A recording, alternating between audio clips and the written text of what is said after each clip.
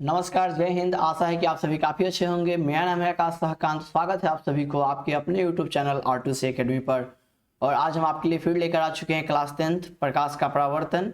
और लेकिन उसका एक टॉपिक है जिसका नाम है दर्पण सूत्र। ठीक है, 1/f = 1/u + 1/v। दर्पण सूत्र किससे कहते हैं? तो देखिए, दर्पण सूत्र एक फार्मूला है। ठीक है, सूत्र मतलब क्या होता है? फार्मूला होता है। ठीक है, तो दर्पण का फार्मूला जो होता है वो होता है 1/f = 1/u + 1/v।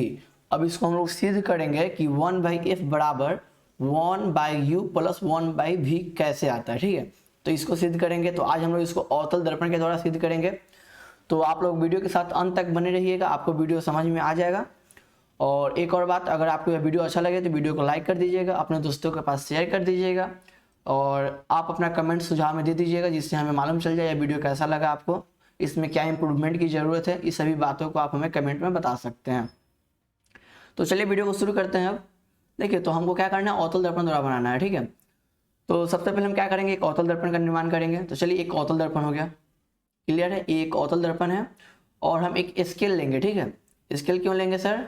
तो इसका मुख अक्ष बनाने के लिए, किसको बनाने के लिए? मुख अक्ष बनाने के लिए एक स्केल लेंगे। तो चलिए हम इसका एक मुख अक्ष बना लिए। ठीक है, क्या बोलते हैं इसको? मुख अक्ष बोलते हैं।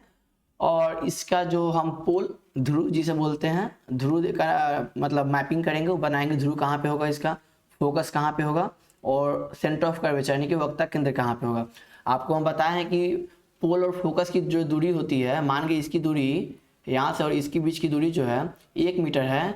तो फोकस से और सेंटर ऑफ कर्वेचर की दूरी भी कितनी होगी? 1 मीटर होगी। यानी कि यहाँ से लेकर ध्रुव से लेकर फोकस की दूरी और फोकस से लेकर वक्ता केंद्र की दूरी क्या होती है? आपस में बराबर होती है। तो देखिए, एकदम बराबर दूरी रखे हैं ना, सब दूरी बराबर है। आप लोग एकदम बराबर रखिएगा। अगर बराबर नहीं होगा तो फिगर गलत बनेगा, और फिगर गलत बनेगा तो प्रूफ नहीं हो पाएगा। ठीक है, तो इसीलिए आप लोग इससे बराबर दूरी पर ही रखिएगा, जिससे आपको काफ़ी अच्छे से समझ में आ जाएगा और आसानी से आप बना भी पाइएगा। चलिए, अब हम इस स्केल को हटाते हैं। और देखिए, हमको दर्पण सूत्र को सिद्ध करने के लिए ना, जो किरण आरेख खींचेंगे ना, जो अभी हम खींचने जा रहे हैं उसी को आप लोग खींचिएगा, क्योंकि ये आसान होता है। ठीक है, जो भी हम बताने जा रहे हैं ये आसान होगा, जिससे आपको काफ़ी आसानी से समझ में आ जाएगा।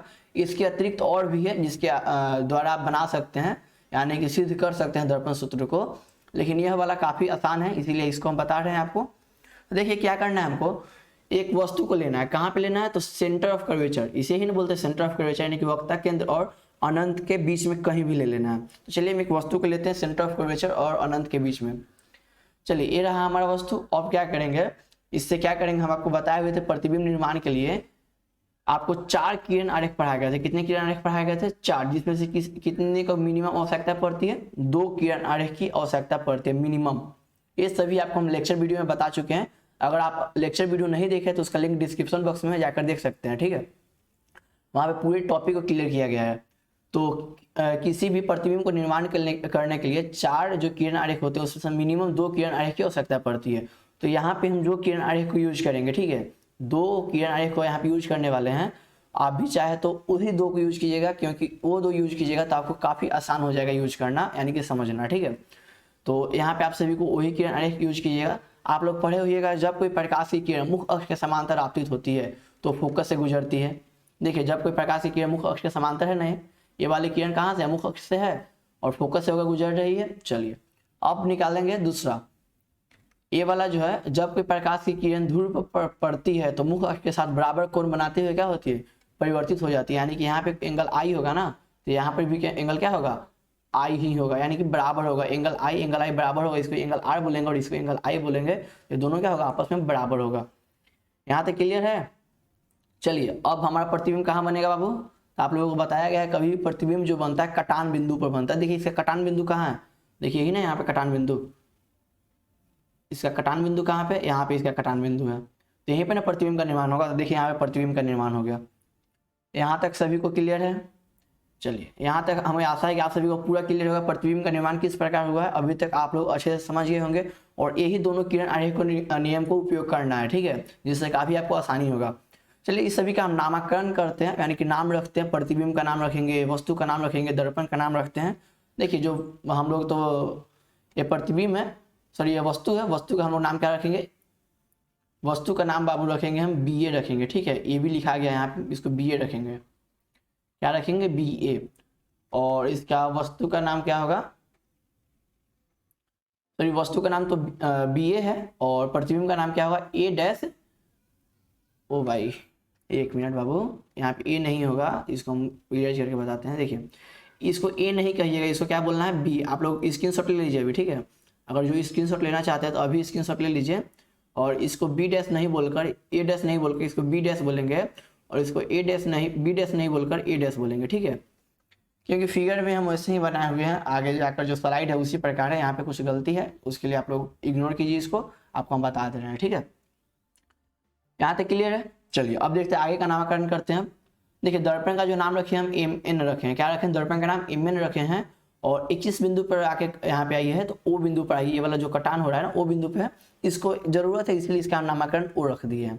यहाँ तक आप सभी को क्लियर होगा। चलिए तो हम इस दर्पण में हम लोग क्या किए हैं बताइए थोड़ा, इस दर्पण में हम लोग क्या किए, क्या है, तो इस दर्पण में सर हम लोग वही किए हैं कि सबसे पहले क्या किए हैं, एक दर्पण लिए, कैसा दर्पण लिए, तो एम एन एक अवतल दर्पण लिए है।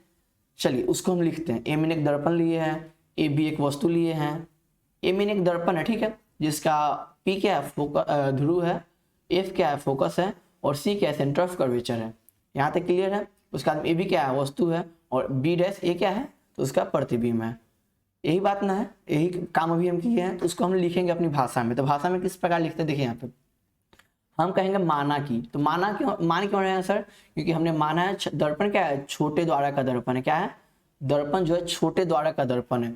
तो एम एन एक छोटे द्वारा का, यहाँ पे लिख सकते हैं आप अवतल दर्पण, ठीक है, यहाँ पे लिख सकते हैं अवतल दर्पण है, जिसका ध्रुव यानी कि पी है, फोकस यानी कि एफ है, तथा वक्ता केंद्र यानी कि सी है। ये भी क्या है, वस्तु है। देखिए ए भी यहाँ पे क्या, ए भी यहाँ पे क्या है, वस्तु है, और जिसका प्रतिबिंब क्या है, ए डैश बी डैश है। यहाँ तक आप सभी का क्लियर है। अभी हम क्या बताएं आपको, देखिए हम लोग माने हैं कि ए एम एन जो है एक छोटे द्वारा का दर्पण है, और इसका जो ध्रुव है वो पी है, और इसका फोकस जो है एफ है, और जिसका वक्ता केंद्र जो है सी है, और ए बी ए क्या है, इसका प्रतिबिंब है, मतलब वस्तु है, और बी डैश ए क्या है, इसका प्रतिबिंब है। यहाँ तक कोई क्लियर डाउट, सभी का डाउट क्लियर है। चलिए ठीक है, अब आगे बढ़ते हैं। इसी फिगर को हम नेक्स्ट पेज पर ले चलते हैं। देखिए यही फिगर है ना, आपको यहाँ पे बताए हुए थे बी हो जाएगा, वहाँ पे उस समय गलती टाइपिंग हुआ था, तो यहाँ पे बी डैश बी ए हो गया, यहाँ पे फिगर सही है।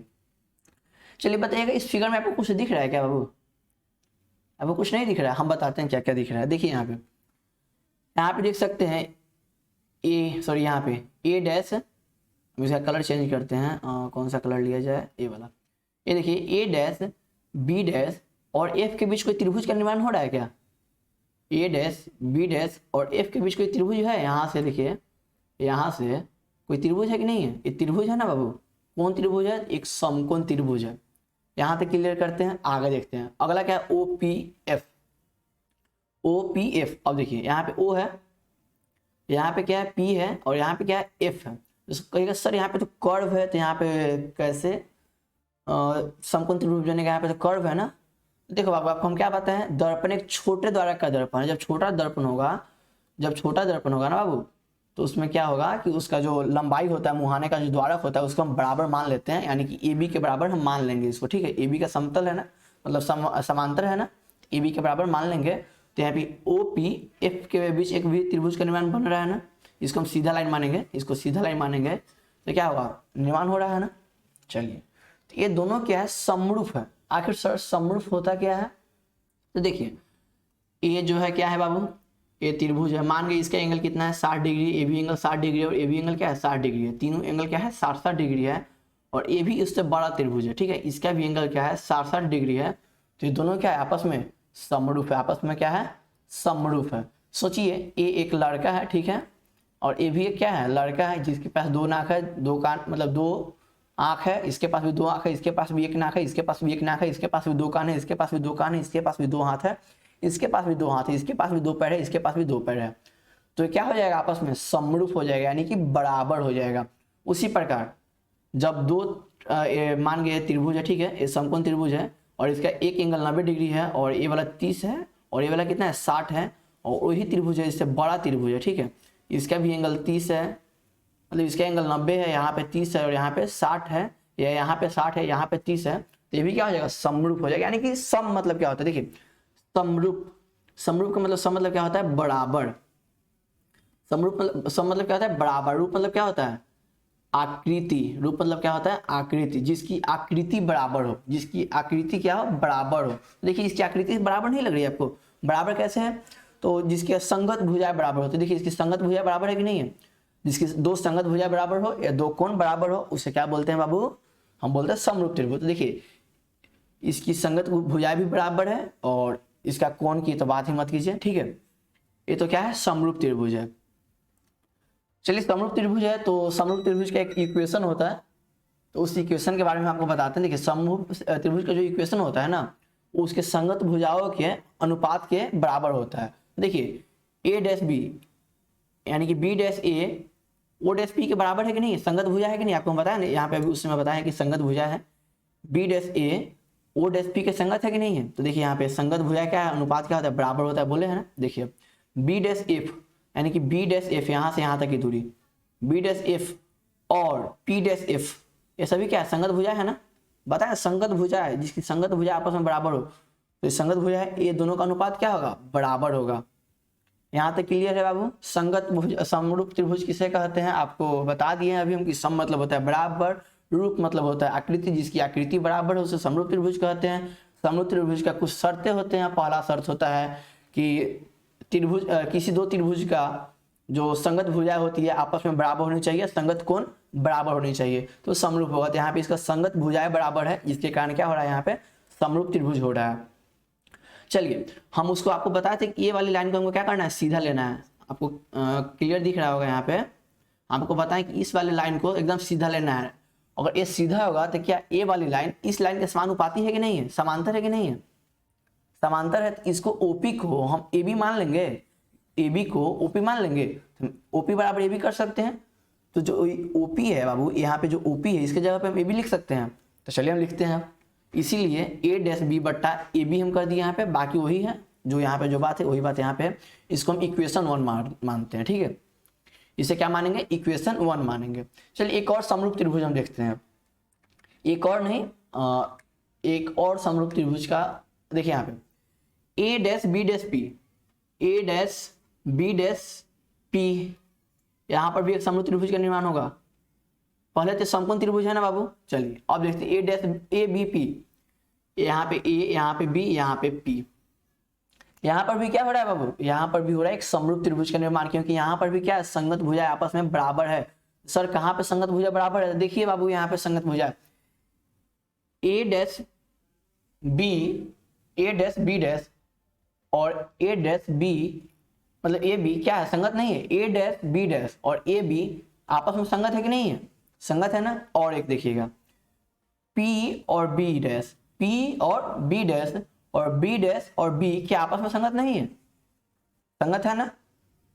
संगत मतलब क्या होता है? संगत, जिसके संगत, यहाँ पे देखिए संगत, संगत, संग जिसके संग रहते हो, जिसके गति के समान, जिसके समान हो। संग मतलब क्या होता है? इक्वल। संग मतलब बराबर। संग जिसके संग रहते हैं आप उसके बराबर होंगे ना, संगत है, ठीक है। तो यहाँ पे क्या होगा? हम यहाँ पे फिर से अनुपात यहाँ पे हम बोले ना बराबर होगा, तो यानी कि ए डैश बी डैश का अनुपात बराबर होगा ए बी के अनुपात के। देखिए ए डैश बी डैश का अनुपात ए बी के बराबर होगा, मतलब A dash B by A B अनुपात बराबर होगा B dash P by B P के बराबर होगा कि नहीं होगा? यहाँ तो देखिए ए वाला इसके और ए वाला इसके बराबर होगा कि नहीं होगा? वही बात यहाँ पे कर रहे हैं। यहाँ पे समझने का प्रयास कीजिएगा। आपको लगता है बाउंस हो रहा है, ठीक है, तो हम आपको बताते हैं, फिर से समझिए, ठीक है, एक बार और समझिए। देखिए यहाँ पे संगत भुजा क्या है? बराबर होनी चाहिए। संगत भुजा सर बराबर है कि नहीं है, कैसा पता चलेगा? बराबर है कि नहीं है कैसा पता चलेगा? देखिए ए डैश बी डैश यहाँ पर भी 90 डिग्री का कोण बन रहा है और यहाँ पर भी क्या है? ए बी के पास 90 डिग्री का कोण बन रहा है। दोनों बराबर है, संगत भुजा है सर। यहाँ तक कोई क्लियर? यहाँ तक कोई डाउट? यहाँ तक कोई डाउट है क्या? नहीं ना बाबू। चलिए आगे देखते हैं। और यहाँ पे देखिएगा संगत यहाँ पे तो समझ गए। अब यहाँ पे संगत समझिएगा। P और B डैश और B और यहाँ से P से और B की दूरी भी संगत होगी कि नहीं होगी? होगी कि नहीं होगी बताइए? हो जाएगी ना सर। छोटा बड़ा हम आप बताएं, छोटा बड़ा आकृति से मतलब नहीं है, भुजाएं संगत होनी चाहिए। भुजाएं संगत है कि नहीं? यहाँ पे भुजाएं तो बिल्कुल संगत है। तो यहाँ पे संगत हो जाएगा ना बाबू, तो यहाँ पे क्या हो जाएगा, समरूप हो जाएगा। तो उसी का हम बताए हैं ना आपको कि संगत भुजाएं का अनुपात सभी संगत भुजाएं का अनुपात के क्या होता है, बराबर होता है। तो ए डैश बी डैश का अनुपात ए बी के अनुपात के बराबर होगा। ए बी बराबर होगा किसके, बी डैश पी के अनुपात बटा बी पी के अनुपात के। ये बात जो लिखा है आपको समझ में आ रहा है बाबू। चलिए आगे अब देखते हैं, इसी फिगर को हम ले चलते हैं अगले पेज पर। अब इक्वेशन 1 में देखिएगा बाबू, A dash B dash A B, A dash B dash by A B है। यहाँ पर भी क्या है, A dash B dash by A B है। तो हम समीकरण 1 और 2 को बराबर कर सकते हैं, समीकरण 1 और 2 को बराबर भी कर सकते हैं। तो बराबर करेंगे तो क्या आएगा, B dash F by P F और B dash P by B P, यही ना आएगा, सॉरी एफ बोल रहे हैं, B dash P by B P, यही आएगा ना इक्वेशन। तो इस इक्वेशन को हम इक्वल करते हैं, यानी कि इक्वेशन 1 एंड 2 को बराबर करने पर हमको क्या प्राप्त होगा, देखिएगा इक्वेशन 1 और 2 से हमको क्या प्राप्त होगा। अब देखते हैं यहाँ पे इक्वेशन 1 और 2 से हम जो आपको बताएं वही प्राप्त हो रहा है ना बाबू। चलिए यहाँ तक तो क्लियर है आप सभी को। बी डैश एफ कहाँ पे बाबू, बी डैश एफ यही ना है, बी डैश एफ और पी डैश एफ मतलब पी और एफ यही है ना, और B P, B dash P यहाँ से बी डैश पी और कहाँ है बी डैश पी, यही ना है। चलिए अब बी पी यहाँ से बी पी, चलिए ये आपको हम बताएंगे, अभी समझने का प्रयास कीजिए। यहाँ तक इक्वेशन सही है। अब चलते हैं सरकार आगे, आगे चलें, चलिए चलते हैं। अब बताइएगा सर कि हम इस दूरी को P और B, जो P है और B डैश है, इस बात को समझिए, P और B डैश में से अगर हम P और F को घटा देंगे तो हमको क्या प्राप्त होगा, एफ भी प्राप्त होगा कि नहीं, एफ और पी डैश प्राप्त होगा कि नहीं। तो देखिए तो वही तो बात है, यहाँ पे बी और एफ है, देखिएगा यहाँ पे एक बार और समझिएगा, यहाँ पे क्या है, बी डैश एफ है, बी डैश एफ। इस दूरी को अगर हम यहाँ से नापते हैं, यहाँ से लेकर यहाँ तक हम बोल सकते हैं एक दूरी है, जिसमें से हमको इतनी दूरी का हो सकता है, यही दूरी का हो सकता है ना। तो इस पूरी दूरी में से अगर इतनी दूरी को घटा देंगे तो ये हमारी प्राप्त होगी कि नहीं होगी, वही बात यहाँ पे हो रहा है ना। समझिए एक बार और बात समझिए, सोचिए यहाँ बी से पी से लेकर बी डैश तक, पी से लेकर बी डैश तक की दूरी कितना है, 5 मीटर है। कितना है, यहाँ से लेकर पूरी दूरी कितनी है, 5 मीटर है, और ये वाली दूरी कितनी है, 3 मीटर है। तो हम 5 मीटर में से 3 मीटर घटा देंगे तो ये वाली दूरी मिल जाएगी नहीं, 2 मीटर। वही बात यहाँ पे हो रहा है, समझ पा रहे हैं आप। उसके बाद बाकी सब क्या है, सभी इक्वेशन सेम है। यहाँ पे आगे करते हैं, इसे हम इक्वेशन क्या मानेंगे, थर्ड मानेंगे, क्या मानेंगे, इक्वेशन थर्ड मानेंगे। चलिए अब आगे करते हैं। अब हम लोग पढ़ाए हुए थे, आपको नहीं करती है पारिपाटी पढ़ाए हुए थे बाबू, याद कीजिए, नहीं करती है परिपाटी पढ़ाए हुए थे।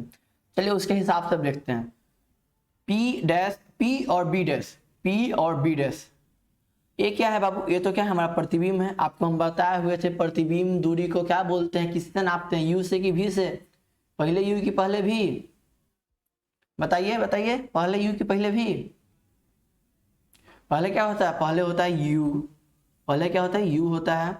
तो यू होता है बाबू, तो ये क्या होता है, तो पहले क्या आएगा, पहले प्रतिबिंब की पहले प्रतिबिंब या पहले वस्तु, तो ये पहले वस्तु ना आता है। तो यू से हम किसको सूचित करते हैं, वस्तु दूरी को, और भी से प्रतिबिंब दूरी को क्या करते हैं, बी से प्रतिबिंब दूरी को। तो यहाँ पे हम प्रतिबिंब दूरी मान लें भी को, तो यहाँ पे इसको जगह पे हम भी लिख सकते हैं, इसके जगह पे क्या लिख सकते हैं, भी, क्लियर है। और पी एफ, पी और एफ आप लोगों को बताया गया है, पोल से फोकस तक की दूरी को क्या बोलते हैं, फोकस दूरी बोलते हैं, जिसे छोटी एफ से सूचित करते हैं। तो इसको हम छोटी एफ भी लिख सकते हैं। चलिए अब बी और पी है, तो बी और पी आपको हम बताए ना, वस्तु दूरी को किससे सूचित करते हैं, यू से सूचित करते हैं, इसको हम क्या लिख सकते हैं, यू लिख सकते हैं। और पी और एफ, पी और एफ अभी बताया छोटी एफ हो जाएगा यहाँ पे, और बी और पी, बी और पी क्या बोले हैं, बी और पी।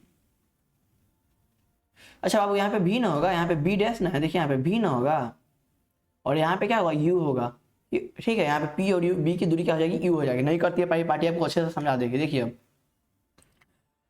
पी और बी डैश की दूरी समझने का प्रयास कीजिएगा यहाँ पे, ठीक है।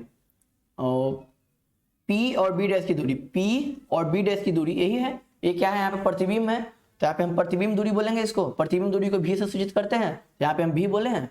और भी यहाँ पे माइनस में है। सर माइनस में कैसे हुआ बाबू, माइनस में कैसे हुआ बताए आपको? देखिए आपको हम बताए हुए तो नहीं करती है परिपाटी में कि जब हम आपतित किरण की विपरीत दिशा में जाते हैं, जब हम आपतित किरण की विपरीत दिशा में जाते हैं तो क्या लगाते हैं?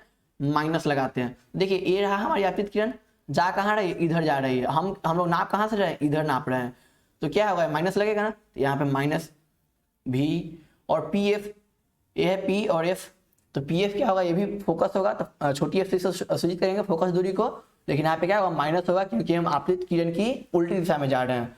और एफ क्या है? बीपी है। बीपी मतलब क्या हो गया बाबू? यहाँ पे देखिए, यहाँ पे है बी, यहाँ पे देखिए बी, और यहाँ पे क्या है? पी।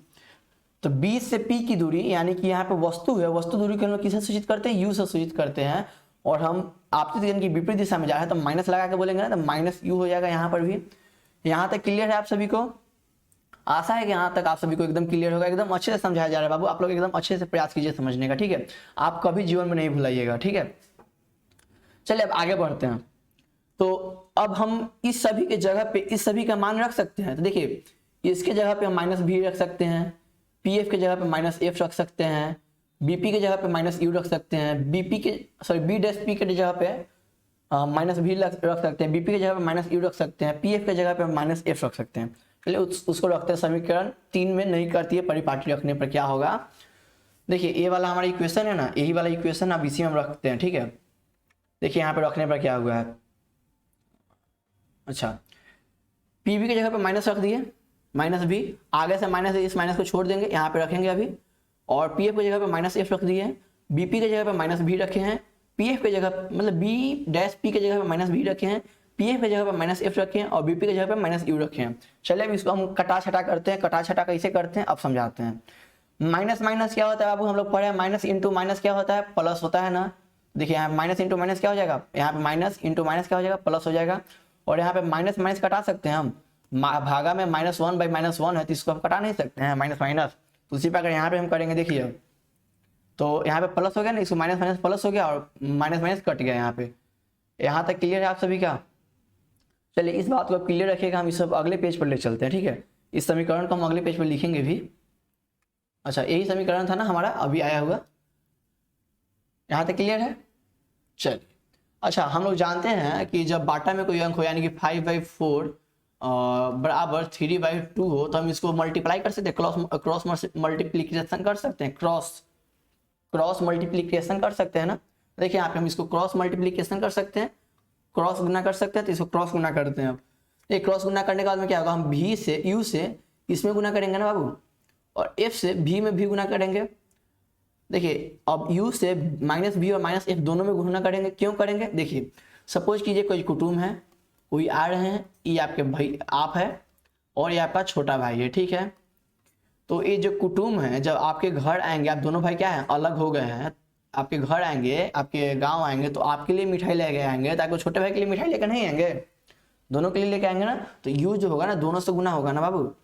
उसी प्रकार यहाँ पे अगर हम गुना करते हैं तो u में और माइनस भी में गुना करेंगे तो क्या होगा? माइनस भी यू आ जाएगा। समझ पा रहे हैं ना? तो चलिए वैसे हम गुना करते हैं सभी को, माइनस भी यू भी, और u में अगर f से गुना करेंगे तो यू एफ हो जाएगा, और इक्वल का सिंबल इक्वल को, और v में माइनस एफ से गुना करेंगे तो माइनस एफ हो जाएगा। हम इसे इक्वेशन क्या मान लेंगे? 4 मान लेंगे। यहाँ तक क्लियर है? चलिए अब इक्वेशन 4 में ना हम u v और f यानी कि भी यू एफ से गुना करेंगे। भी यू एफ क्या है सर? तो यू भी जो होता है वस्तु दूरी होता है, यू जो होता है वस्तु दूरी होता है, भी जो होता है प्रतिबिंब दूरी होता है, एफ जो होता है फोकस दूरी होता है। उससे हम भाग देंगे तो देखिए भाग देने पर क्या होगा? सब में है ना, सब में भाग दे रहे हैं। यहाँ पे देखिए, यहाँ पे भाग दे रहे हैं ना। देखिए तो हम यहाँ से यू भी से यू भी कट जाएगा, -1 हो जाएगा ऊपर तक। चलिए यहाँ से यू एफ से यू और एफ दोनों कट जाएगा, और यहाँ से यू भी एफ से यहाँ पे भी एफ से बी एफ कट जाएगा। तो देखिए क्या बचेगा आप यहाँ पे देखिएगा, -1/f बचेगा ना बाबू। यहाँ पे क्या बचेगा? 1/v बचेगा, क्योंकि एफ यू कट गया है तो 1/v बचेगा। 1 क्या बचे? ये दोनों कटेगा तो यहाँ पे क्या बचेगा? 1/v बचेगा ना। अब यहाँ पे माइनस भी और एफ कटेगा तो एफ कट गया और भी कट गया और एक आ जाएगा ना, तो -1/u आ गया। ये सर यहाँ तक तो क्लियर हो गया है? अभी क्लियर है? चलो बाबू हम जानते हैं कि बराबर के उस पार कोई संख्या प्लस में हो और उस पार जाएगा तो किस में हो जाएगा, माइनस में हो जाएगा। तो सोचिए हम इसको पूरा अगर माइनस में है, अगर हम इस पार लाएंगे तो ये किस में आ जाएगा, इधर इधर प्लस में आ जाएगा। और हम इसको माइनस में, अगर इसको हम इस पार लेकर आ जाएंगे और इसको इस पार लेके आ जाएंगे तो ये माइनस से प्लस और प्लस से माइनस हो जाएगा। वही काम अब हम करते हैं। चलिए तो देखिए हम इसको कहे हैं माइनस यू को, बाबू तुम उठो इधर आओ, ठीक है। हम प्लस में जाएंगे तो यहाँ पे इसको हम प्लस में लेकर आ गए और माइनस 1/v है, यानी कि प्लस 1/v है तो इसको हम रहने दिए। अब इक्वल है तो इक्वल कर दिए। इसको हम कह रहे हैं बाबू तुम उस पर चले जाओ, ये माइनस में, हम कह रहे हैं हम प्लस में जाएंगे, ये भी प्लस में आ गया है। तो अब यहाँ पे हमारा क्या होता है, मिरर फार्मूला प्रूफ होता है। अगर आपको यह वीडियो अच्छा लगा है तो वीडियो को अपने दोस्तों के पास शेयर कीजिएगा, वीडियो को लाइक कीजिएगा। अगर आप हमारा पूरा अगर प्रकाश का परावर्तन का आप लोग वीडियो नहीं देखे हैं तो जाकर देख सकते हैं। प्रकाश का परावर्तन का जो जितने भी लिंक है, वीडियो का लिंक जो है आपको डिस्क्रिप्शन बॉक्स में दे दिया गया है, वहां पे आज जाकर आप वीडियो को देख लीजिएगा। पीडीएफ डाउनलोड करना चाहते हैं तो उसका लिंक आपको 10 दिन बाद मिलेगा, 10 से ज़्यादा भी दिन लग सकता है, लेकिन इसका पीडीएफ का लिंक आपको और से मिल जाएगा, ठीक है। तो आप हमारे वीडियो को आपको कैसा लगा, इसका सुझाव हमें कमेंट में दे सकते हैं। इसका पूरा लेक्चर वीडियो अवेलेबल है, उसका लिंक आपको डिस्क्रिप्शन बॉक्स में है। वीडियो अच्छा लगा तो वीडियो को लाइक कीजिए, अपने दोस्तों के पास शेयर कीजिए। फिर मिलेंगे अगले वीडियो में नए टॉपिक के साथ। आज के लिए इतना ही, जय हिंद।